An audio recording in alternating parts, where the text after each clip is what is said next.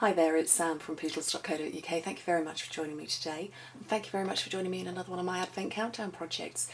Today I'm not going to show you the build of the whole project here, but I'm actually going to show you how to do this part of it. Now, this is a countdown calendar. So you tear off a day every day, starting on the 1st of December, working your way around down until the bottom one. If I tip it up, you can see there's loads there. They've all got the different numbers. Until it's telling you how many days till Christmas. And I've just done simple decorations on either side. You've seen me do both of these before with the little embellishments on the ornament, the Christmas collectibles stamps, and then these are just punched flowers. But it's less about making this, and I want to show you how to do this part with the perforated, the tear off bit. So I'm going to pop that out to one side. And actually this is an IKEA frame and it does stand up. So it would stand up like that. You could have it, or you could hang it, obviously. I'm going to pop it right out of the way. And I need to bring in my trimmer. And this is the Stampin trimmer, which has got, the blades already attached in it. So you've got your scoring blade, and then this one is the cutting blade. And what you need to do, you would have it set up. This is the removable cutting plate, and there are grooves on this side, and that's how you would use the blades that come with it. But we do have the rotary edition, which is this bit here. So I'm going to show you how to take this off because we need the rotary. And you literally pop up those plastic sections there. This bit comes off completely, so we don't need that anymore. You turn your cutting plate over so you've got a flat side here, and you bring in your rotary edition. You need to have it so that you can read Stampin' up the correct way up, and you pop these little knobbly bits back into there, and then the same at the bottom, which is off camera. So I would do that, and then that's the rotary edition set up and done.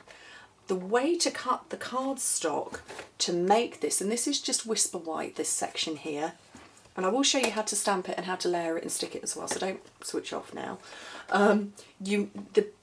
The bits on it are, the calendar part is 2 3/4 inches by 2.5 inches, which is 7 centimetres by 6.5, so there's very little difference in it.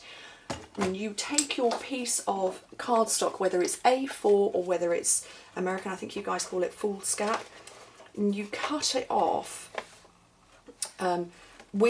You have your regular cutting rotary blade, and you cut it at 2 3/4 inches all the way down the length. So that's one piece. Now I'll do another,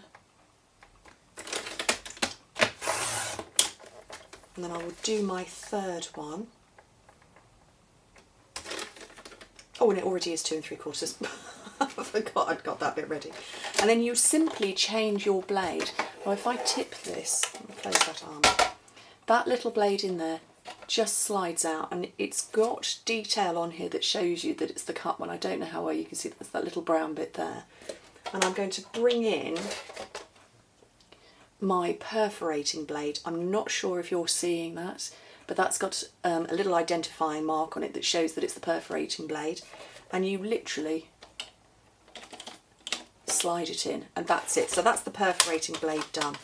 Now coming back to the strips that we've pre-cut, I want to perforate these at the 2-inch mark, which is at 5 centimetres. So you can see where I'm lining it up here, and then you just come along, and that's created the perforations. Can you see that? It has, trust me. So that's the perforated bit. So I would do another one. So again at the 2-inch, the 5 centimetre mark,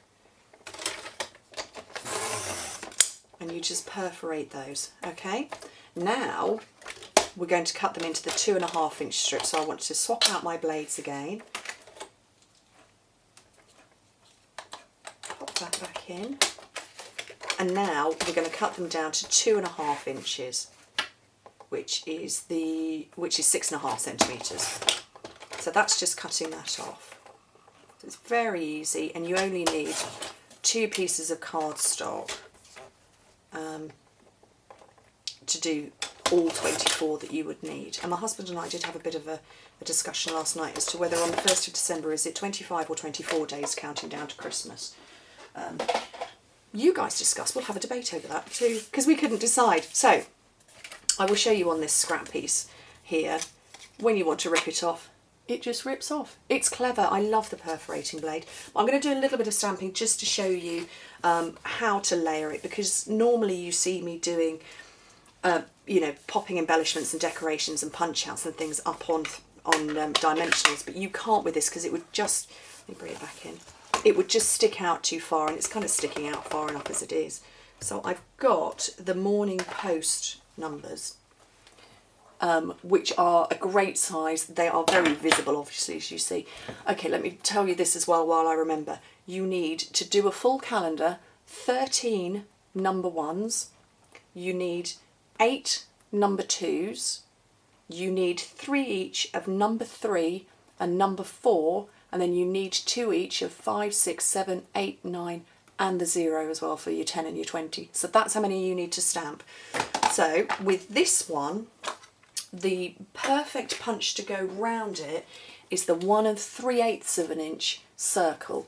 The 7 is the widest and the tallest out of all of those numbers, and it fits beautifully. Anything bigger and you would struggle to fit the double numbers onto the piece of paper, onto your perforated piece of paper. So this one is just about the right size. Let me move that out of the way and I will show you how to decorate and set it up. I'm just sponging the edges of this, and you sponge round all of the edges, so all 24, all the way around the edge. So you would do 23 that look like that, but as you can see the top one I've got sponging on this part, and I'll show you on another one how to do it.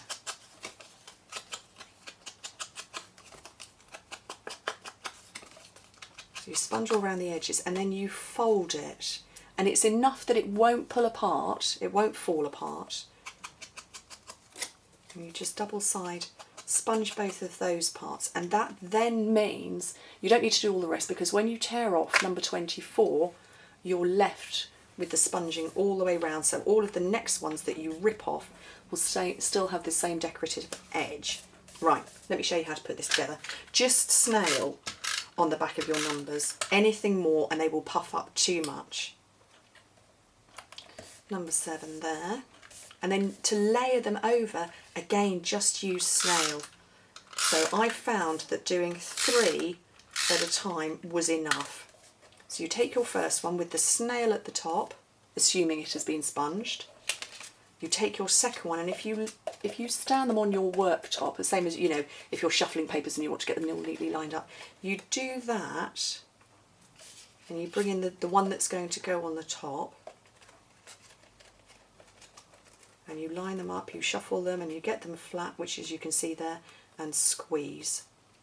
And that's 3 of those stacked together, and you start with number 1 at the bottom and work your way up, so you know obviously you're counting in the correct order, and then you just simply stick it down on your project, and then as each day comes, you know, the 1st of December you take it off and you rip it off, the next day the countdown to Christmas, and you rip it off until you get to the end and there's no days till Christmas. And obviously you just recreate it year after year. So it's like I say, this project isn't about showing you how to do all of it, but it's how to make this part here, the countdown. And we as a family, personally as a family, we love to count down till Christmas. The children squabble over whose day it is or whose turn it is to take off the number, you know, to count down, but we love it and we enjoy it, and you know, it's a nice thing to do. But this is one that you can change every year to whatever your seasonal or your colours are in your house, or whatever you're going with.